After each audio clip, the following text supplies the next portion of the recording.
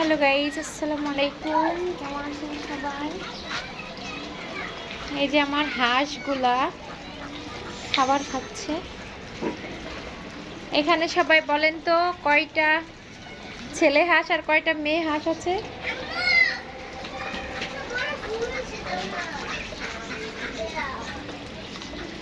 ছেলে হাঁস আর মেয়ে হাঁস।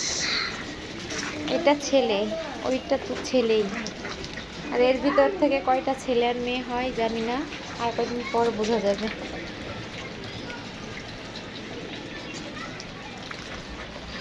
আর মুরগি শূন্য, 3 জোড়া খালি কবুতর আছে আমাদের। মুরগিগুলো ঠান্ডায় সব শেষ। কি ব্যাপার, তুমি বাচ্চা দিচ্ছ? মাশাআল্লাহ। এইগুলা বাচ্চা দিলে তো ওই তো এর ক্যালসিয়াম খাওয়াইতে হবে। ইসেল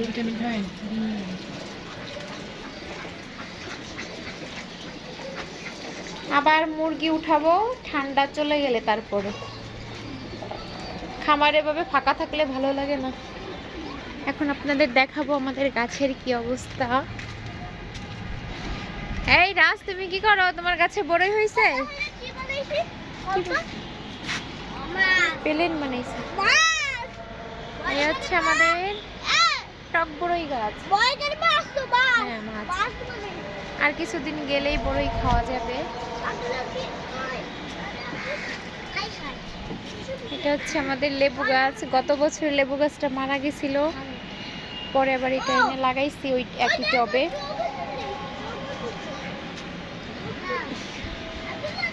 সিম গাছে 1 থোকা 2 থোকা সিম আসছে। আর এটা হচ্ছে কুল বড়ই গাছ। অনেক বড়ই হয়েছিল, পড়ে পড়ে গেছে।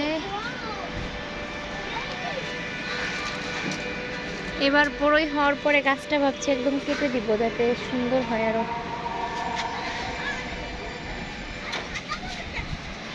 এটা হচ্ছে আমাদের আমড়া গাছ। সিম গাছে 1 থোকা সিম হয়েছে।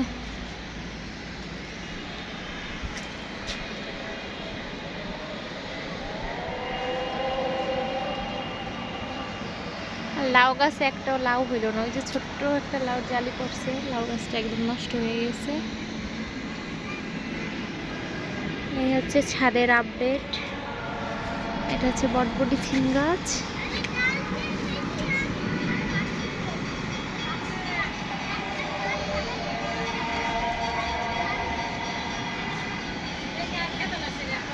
বাই বাই, ভালো থাকবেন সবাই।